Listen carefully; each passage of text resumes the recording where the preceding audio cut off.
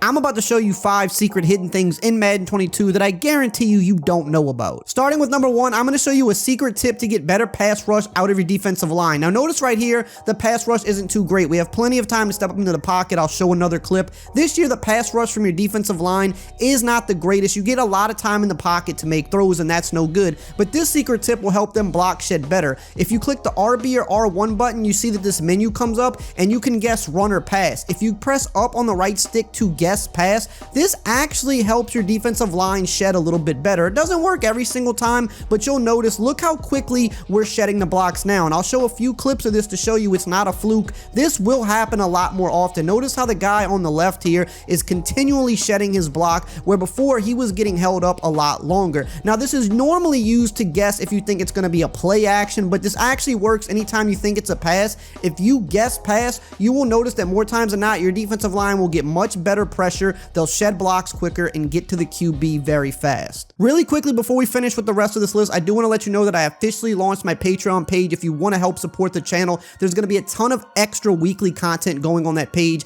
All of the best money plays in the game, the best blitzes, the best schemes, my ebooks, pretty much everything you need to go from a beginner to intermediate Madden player, which I teach you here on this channel, to take you to an advanced level to where you can dominate online and win the majority of your games. If you want to help support the channel, link is below in the pinned comment.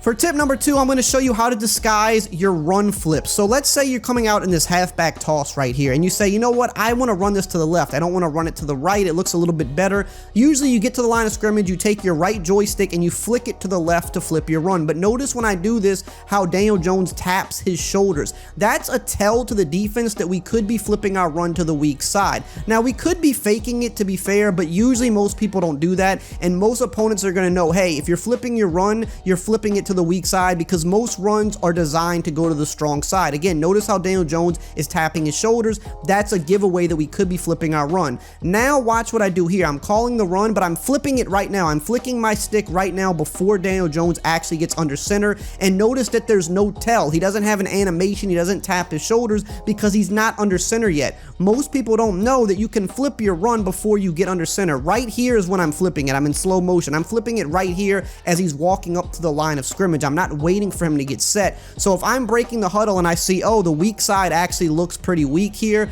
because they're stacking everybody to the strong side of where the run's supposed to go, I can flip it before I get to the line of scrimmage. Watch here again. It's going to the right. Now I'm flicking it left before I'm set. Boom. You can see the run's going left, and there was never a tell to the defense that I was actually flipping the run. This, believe it or not, will actually save you a ton in games, because most opponents just mindlessly expect you to run to the strong side, especially if you've been doing that. So when you do this out of the huddle and don't wait for your guy to get set, they'll have no clue that you're running to the weak side. Number 3 is how to tell if your opponent is running or passing. This is for online games. Now watch this right here. You can see that I'm in a pass play, and I'm going to move my cursor around on offense because maybe I'm, trying to motion a guy or whatever. A lot of people move their cursor around. It's kind of just something they do by accident. And notice how I cannot put the cursor on my offensive line. I could put it on my running backs, my receivers, my QB, but I cannot put it on the offensive line. Now I'm going to audible to a run play and watch what happens here. I can actually put the cursor on the offensive line.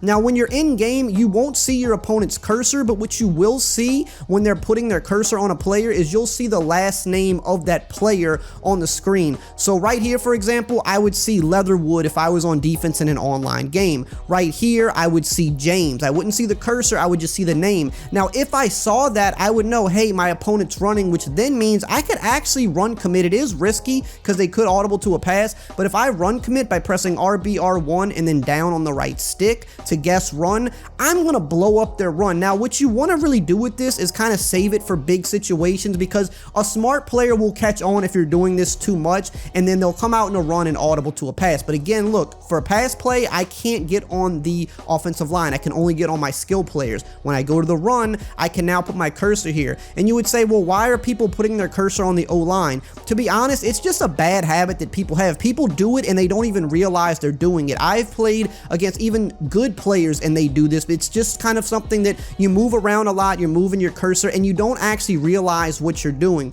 But again, be careful, save it for a big situation, because if they audible back to a pass and you run commit, this is what happens. It's an automatic touchdown. So what I like to do is save it for big plays. Now, it's really helpful for under center, because under center, it's really a much harder thing to get a read on if somebody wants to run or pass. So right here, if I don't see a cursor on the O-line at any point, I might send a blitz and pass commit because I think, hey, maybe they're going to do a play action or maybe they're going to do a pass and I want to put some pressure on them. But if I see the cursor go onto the offensive line, I might say, hey, this is a big down. Let me go ahead and run commit here and let me try to blow this up so that they don't get easy yards. So again, save it for big situations, but it's something a lot of people don't know about. Tip number 4 is going to be how to cancel match coverage defense. So with this game, you have a bunch of different cover 4s. You have what's called a cover 4 quarters, which it looks like a cover 4 zone, but really it's going to play man. When the routes go vertical, the deep zones are going to man up on the receivers. You also have something called cover 4 palms, which is going to play similar. They just have different principles, but they're going to play man. Then you have cover 4 that's called cover 4 drop. When you see cover 4 drop, that is a spot drop zone coverage. That means it is going to play zone. It's going to play exactly how it looks on the field. So let me show you an example. This is a cover 4 drop, and you're going to notice that everybody spot drops into their zone. They cover their area of the field, and then their job is to kind of attack whoever comes into their zone. We're going to go to the replay here. I just want you to notice, look how they spot drop. They're dropping to their area of the field. They're responsible for whatever area they're responsible for, and that's it. They're not going anywhere else. Now I'm going to call a cover 4 quarters. The same thing will happen with a cover 4 palms. It looks the same. It looks like cover 4 zone. It looks like a bunch of zones on the field, but watch how they play differently and how they actually man up. They don't spot drop. Look here, you can see this guy is completely manned up on 18. You can see the safety here will actually man up on the crosser and run with him to the side of the field because that's the principles of a match coverage, which is cover 4 quarters or cover 4 palms. You're going to notice all over the field, these guys are manning up. You can see these guys here, even the underneath guy, number 49, I believe that's Edmonds. He is even going to match up on Claypool here, and he's going to carry him down the sideline. They're all playing man. So what if your formation doesn't have a cover 4 drop, but you don't want to play match coverage because match coverage is risky if you don't understand the principles? You can use the play sticks feature to cancel the match and make it into a cover 4 drop. So what you would do is hit the RB or R1 button, then you hit the LB or L1 button. You can see it says sticks at the bottom of that menu.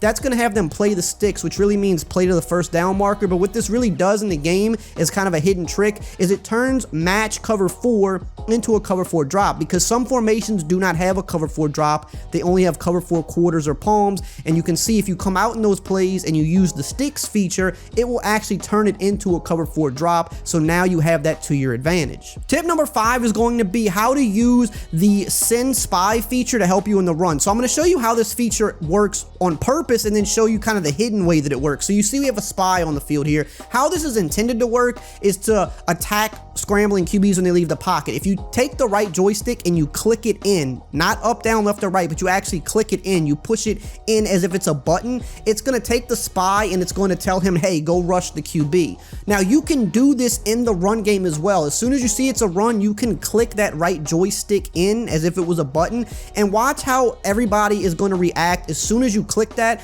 they react a little bit quicker to the run. They hurry up, they start shooting downfield, they get into the box. Now right here, the linebacker just blew this up, so we were fine either way, but we have the safety shooting into the box much quicker, and that would help clean this up if we missed it. Again, watch how quick everybody reacts to the run. This is something a lot of people don't know about. Again, the linebacker took out Harris in the backfield, but look in this big hole. Let's say the linebacker got blocked. Because we used the right joystick and we told our defense to kind of go, look how the safety quickly gets into this hole to fill it. So if nobody was there, he would have actually stopped it. Now this is really good for outside runs that can be tough to stop too. Look how everybody just starts shooting forward. As soon as I click the button, you can see they just start running forward and they get into the backfield to really limit runs. Hope you enjoyed this video and found it helpful. Subscribe if you're new. Check out my Patreon page for advanced Madden tips, and I'll see you guys next time.